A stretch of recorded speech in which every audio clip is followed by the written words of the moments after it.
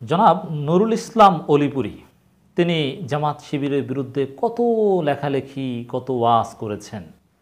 বাংলাদেশে তার প্রাসঙ্গিকতাটা আসলে কি? বাংলাদেশের মানুষ তাকে কেন চিনে? আমরা কেন চিনি? আমরা তাকে নিয়ে কেন আলোচনা করি? আমাদের কাছে বা আমাদের প্রজন্মের কাছে নুরুল ইসলাম অলিপুরীর এমন কোনো খেদমত নেই ইসলামের জন্যে, যার কারণে স্পেশালি আমরা চিনি। যেমন আল্লামা জুনায়েদ বাবুনগরী, আল্লামা আহমদ শফি, তাদেরকে হেফাজত নেতা হিসাবে আমরা চিনি।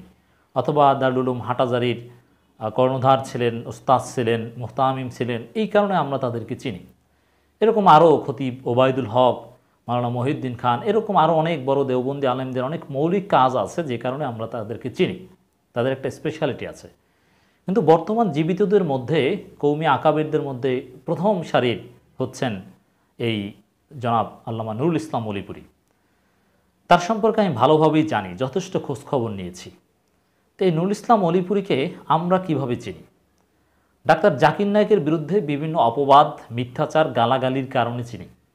তারপরে খোঁজাখুঁজি করতে গিয়ে দেখলাম যে তার জীবনটা ব্যয় করেছেন মূলত জামাত শিবিরের বিরুদ্ধে অপবাদ দিতে গিয়ে, মাওলানা মওদুদীর বিরুদ্ধে কথা বলতে গিয়ে। মোনাজেরে জামান যদিও সুন্নি বা এদের বিরুদ্ধেও দুই চারটা কথা বলেছেন, কিন্তু সুন্নিরা তো এখন আগের মতো প্রাসঙ্গিক না, বা তাদের বিরুদ্ধে গত 10-15 বছর ওইভাবে কিছু বলতে দেখিনি। আহলে হাদিস, জাকির নায়েক, জামাত, মওদুদী এদের বিরুদ্ধে বলা ছাড়া নুরুল ইসলাম অলিপুরী সাহেবের আলাদা কোনো খেদমত আমি দেখি না।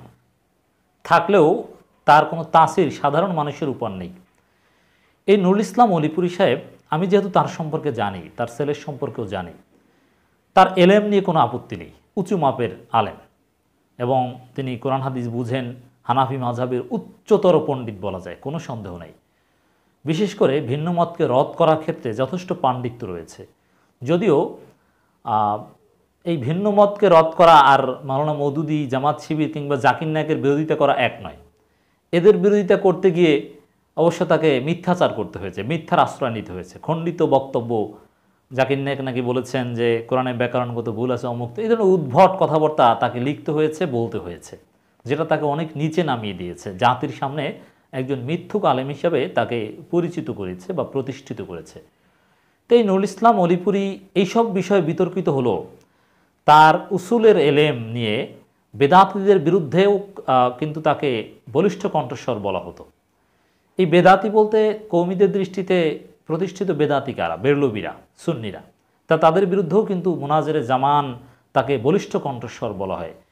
কিন্তু দেখেন, যে আকিদা বা যে মানহাজের, যে বেদাতি থিওরির বিরোধিতা করতে গিয়ে আজকে নুরুল ইসলাম অলিপুরী মোনাজেরে জামান, খতিবে মিল্লাত, অমুক তমুক লকব পেয়েছেন, শেষ পর্যন্ত তিনি নিজেই অনেকটা সেই থিওরির খপ্পরে পড়েছেন। তার মুখ থেকে সেরকম কথাই বের হয়ে গিয়েছে। মানে এই বয়সে এসে, জীবনের শেষ সময় এসে, তিনি তো মাঝে মাঝে অসুস্থ হয়ে পড়েন, এত শিশুসুলভ কথা তাকে বলতে হবে, এত বাচ্চাসুলভ যুক্তি তাকে দিতে হবে, তিনি নিজেও হয়তো বা ভাবেননি যে জাতির সামনে তাকে এতটা ছোট হতে হবে। দর্শক, কথা বলছি ইল্লাল্লাহ জিকির নিয়ে। আল্লামা নুরুল ইসলাম অলিপুরীকে একজনে প্রশ্ন করেছে যে হুজুর, আপনি তো বলেছিলেন যে ইল্লাল্লাহ জিকির ইবাদত হিসাবে নয়, তালিমাত হিসাবে পড়া যাবে, তা এটা এখন কি? এর মানে এই প্রশ্নটা কিন্তু আগে বুঝতে হবে। একসময় নুরুল ইসলাম অলিপুরী সাহেব ইল্লাল্লাহ জিকিরকে জোরালোভাবে জায়েজ প্রমাণ করতেন, বা জায়েজ কি, এটা কোনো আপত্তি, যারা আপত্তি তোলে তারা ইহুদি খ্রিস্টানদের দালাল, তারা মূর্খ, এভাবে বলতেন যে আপত্তিই করা যাবে না। ইল্লাল্লাহ জিকির একেবারেই আপত্তির ঊর্ধ্বে, প্রশ্নের ঊর্ধ্বে। তিনি বুখারীর হাদিস থেকে ইল্লাল্লাহর দলিল দিতেন, এই কাজ তিনি করতেন। কিন্তু যখন তার ছেলে তাকে বুঝালেন, কামরুল ইসলাম অলিপুরী, যে আব্বা আপনি এগুলো কি করছেন, এসব যুক্তিযুক্তি আপনি কি দিচ্ছেন? দেওবন্দের আরও অনেক বড় বড় ওলামা ইকরামরা যেহেতু ইল্লাল্লাহ জিকিরকে বেদাত মনে করে, এগুলো বোঝানোর পর নুরুল ইসলাম অলিপুরীর প্যারাডাইম শিফট হয়, এর মানে তার অবস্থান পরিবর্তন করেন। তারপরে এবং চরমোনাইয়ের সাথে মোটামুটি একটু দূরত্বও তৈরি হয়। তারপরে তিনি বলেন যে ইল্লাল্লাহ জিকির আসলে তালিমাত হিসাবে করা যাবে, প্রশিক্ষণ হিসাবে করা যাবে, কিন্তু ইবাদত হিসাবে নিয়মিত ওইভাবে করাটা ঠিক না। তারা আগের অবস্থান থেকে কিছুটা ফিরে এসেছেন, কিন্তু এখন আবার এসে সে আগের অবস্থান ধরেছেন। এখন যে যুক্তি দিচ্ছেন, মানে যে বেদাতীদের বিরুদ্ধে তিনি সারা জীবন লড়াই করেছেন বলে তার ভক্ত মুরিদরা দাবি করে, এখন তিনি নিজেই সেই বেদাতীদের যুক্তি গ্রহণ করেছেন। কি সেটা? তিনি বলছেন যে ইল্লাল্লাহ জিকির এটা মানে কোরআন হাদিসে থাকা জরুরি না। ইল্লাল্লাহ জিকির, জিকির তো ইবাদত, কোরআন হাদিসে থাকা জরুরি না। কোরআন হাদিস অনুযায়ী চলতে হবে, এটা কি কোরআন হাদিসে আছে? মানে কি যুক্তি দিচ্ছে চিন্তা করেন, কতটা শিশু সুলভ। কোরআন হাদিস অনুযায়ী চলতে হবে, এটা কি কোরআন হাদিসে আছে? বুখারী শরীফ পড়তে হবে, এটা কি হাদিসে আছে? মানে এরকম শিশু সুলভ থার্ড ক্লাস যুক্তি একজন মোনাজেরে জামান, একজন খতিবে মিল্লাত, একজন আকাবির দিতে পারে? মানে এগুলোর জবাব কি দিব? এগুলো তো কোনো জবাব দেওয়ারই প্রয়োজন। আমাদের দর্শকরা এতটা মূর্খ নয় যে এগুলোর জবাব দিতে হবে। বুখারী শরীফ পড়তে হবে, এটা কি কোনো হাদিসে আছে? চিন্তা করেছেন? সবচেয়ে বড় যুক্তি কিটার, যে এই যে মাইকে ওয়াজ করা, মাইক লাগানো, মাইক ব্যবহার করা নামাজে, আজান ইত্যাদি ইত্যাদি, মাইক ব্যবহার করা যে যুক্তিতে জায়েজ ইল্লাল্লাহ জিকির সেই যুক্তিতে জায়েজ। মাইক ব্যবহার করার যে জবাব ইল্লাল্লাহ জিকিরের সেই একই জবাব, এ কথা তিনি বলছেন। দেখেন কতটা নিচে নামলে, কতটা এলেম শূন্য হলে, তিনি এলেম শূন্য বলছি না, এটা কিসের ফল আমি সেটা বলবো, কতটা নাজুক অবস্থা পড়লে এই দলিল দিতে হয় যে মাইক ব্যবহার করার যে দলিল ইল্লাল্লাহ জিকির করার একই দলিল। চিন্তা করেছেন?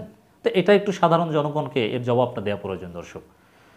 আসলে এই কারণে আমি বলেছি, দেখেন এই মাইক ব্যবহার করার যে দলিল ইল্লাল্লাহ জিকিরের সেই দলিল, এই যে উসুল, এটাই হচ্ছে সুন্নি বেরলবিদের উসুল, যার বিরুদ্ধে কৌমিরা আজীবন লড়াই করে গেছে। এর মানে সেই সুন্নি বেরলবিদের উসুল নুরুল ইসলাম অলিপুরি গ্রহণ করেছেন। আর এই যুক্তি মাইক ব্যবহার করার দলিল আর ইল্লাল্লাহ জিকিরের দলিল একই কথা বলছেন, আর সামনে কৌমিরা ঠিক ঠিক বলে স্লোগান দিচ্ছে। কি বুঝছে আর কিসের পক্ষে স্লোগান দিচ্ছে, চিন্তা করেছেন? মানে কি অবস্থা, কতটা অন্ধ অনুসরণ আকাবিরদের। এই জন্যই তো আমরা আকাবির পূজা বলি। আকাবির পূজার বিরুদ্ধে নুরুল ইসলাম অলিপুরির ছেলে কামরুল ইসলাম অলিপুরি সোচ্চার। এই আকাবির পূজা শব্দটা তিনি অসংখ্যবার ব্যবহার করেছেন, এবং কাদের কারণে ইল্লাল্লাহ জিকিরের বিরুদ্ধে তার অনেক দলিল আছে, তার বাবার বক্তব্যের বিরুদ্ধে আছে দলিল। আর বাসে ওঠা, তাহলে তো লাফিয়ে লাফিয়ে বাসে ওঠাও তো ওই একই দলিল। সমস্যাটা কোথায় দর্শক? সমস্যাটা হচ্ছে, দেখেন আপনি যদি এই দলিল, এই উসুল গ্রহণ করেন যে মাইক ব্যবহার করার দলিল আর ইল্লাল্লাহ জিকিরের দলিল একই, তাহলে পৃথিবীর সমস্ত বেদাত জায়েজ। তো মিলাদ কিয়ামের বিরুদ্ধে তো নুরুল ইসলাম অলিপুরি সোচ্চার। মিলাদ কিয়ামকে আপনি কোন যুক্তিতে না জায়েজ বলেন? মিলাদ কিয়ামের কথা হাদিসে নাই, মাইক ব্যবহার করা হাদিসে নাই, সমস্যা কি? ওটাও জায়েজ এটাও জায়েজ, পার্থক্যটা কি? মিলাদ কিয়ামে তো রাসূলের প্রতি সম্মান দেখানো হয়, আপত্তি কোথায়? আপত্তি করার কোনো নৈতিক ভিত্তি? নুরুল ইসলাম অলিপুরি সাহেব যে জিনিসগুলোকে বেদাত মনে করেন সেগুলোকে বেদাত বলার আর কোনো অধিকার তার থাকলো না মাইক ব্যবহার করা আর ইল্লাল্লাহ জিকিরের দলিল এক করার মাধ্যমে। বুঝতে পেরেছেন? তাহলে সঠিক দলিল কি দর্শক? সঠিক হচ্ছে মাইক ব্যবহার করা এটা কোনো ইবাদত নয়, এটা হচ্ছে ইবাদতের উপকরণ, মুআমালাতের বিষয়। আর ইবাদতের উপকরণের ক্ষেত্রে শরীয়তের উসুল আহলে সুন্নাত ওয়াল জামাতের আকীদা এটাই যে ইবাদতের উপকরণ কিংবা মুআমালাতের ক্ষেত্রে নিষেধ না থাকলে জায়েজ। যেহেতু মাইক ব্যবহার করা নিষেধ এরকম কোনো হাদিস নাই, দলিল নাই, অতএব জায়েজ। কিন্তু ইবাদতের ক্ষেত্রে ইবাদত সাবেত হতে হলে হুজ্জাত, দলিল থাকতে হবে, কোরআন সুন্নাহর স্পষ্ট দলিল থাকতে হবে, না হলে ইবাদত হয় না। কিয়াসের মাধ্যমে, এজমার মাধ্যমেও ইবাদত সাবেত হয় না। ইবাদত হতে হলে নস লাগবে। যেমন আপনি এজমা করে কোনো ইবাদত চালু করতে পারবেন না, কিয়াস করে কোনো ইবাদত চালু করতে পারবেন না। এটাই হানাফি মাযহাব, এটাই হানাফি উসুল, এটাই কৌমি বা দেওবন্দি উসুল। কৌমিরা এটাই মিলাদ কিয়ামের বিরুদ্ধে দলিল দিতে গিয়ে, মোনাজারা করতে গিয়ে কথা বলে। আর এখন নুরুল ইসলাম অলিপুরি সেই বেদাতীদের দলিল গ্রহণ করেছেন। এর মানে ইবাদত, মুআমালাত, ইবাদতের উপকরণ এগুলোকে সব একাকার করে ফেলেছে। চিন্তা করেছেন? তো দর্শক, মাইক তো ইবাদত না, ইবাদতের উপকরণ। মাইক ব্যবহার করা না করায় সওয়াব হ্রাস বৃদ্ধির কোনো বিষয় নয়, আর এটাকে কেউ ইবাদত মনেও করে না। কিন্তু ইল্লাল্লাহ এটা তো একটা ইবাদত, শুধু ইবাদত না, এটা ওজিফা, নিয়মিতভাবে একটা রসম হিসাবে করা হয়, খুবই গুরুত্বপূর্ণ ফজিলত হিসাবে ইল্লাল্লাহ জিকির করা হয়। অতএব আপনি ইবাদত নুরুল ইসলাম অলিপুরি স্বীকার করেছেন, হাদিসে নাই, তাতে কি? হাদিসে নাই একথা কিন্তু স্বীকার করেছেন, কিন্তু ওই মাইকের কথা হাদিসে নাই, জায়েজ। আবার তিনি কি বলছেন? যারা লা ইলাহা বিশ্বাস করে তারা ইল্লাল্লাহ বলতে পারে। এটা কোনো কথা হলো? যারা ইল্লাল্লাহ জিকিরকে বেদাত বলে তারা সবাই তো লা ইলাহা ইল্লাল্লাহ এই কালেমায় বিশ্বাস করে, তারপরেই তো তারা ইল্লাল্লাহকে জিকির হিসাবে বেদাত মনে করে। আশা করি এই জবাবও হয়েছে। তো দর্শক, আসলে জামাত শিবিরের বিরুদ্ধে সারা জীবন মিথ্যাচার করেছে, জাকির নায়েকের বিরুদ্ধে অপবাদ দিয়েছে, মিথ্যাচার করেছে। এই মিথ্যাচার করতে গিয়ে, চরমনায় দালালি করতে গিয়ে নানান অপব্যাখ্যা, শরীয়তের অনেক কিছু তাহরিফও তাকে করতে হয়েছে, যার ফলে আজকে তার এই করুণ পরিণতি। সেই ফল এখন পাচ্ছেন, তার মুখ থেকে শিশুসুলভ কৌমি দেওবন্দি উসুল বিরোধী কথা বের হচ্ছে।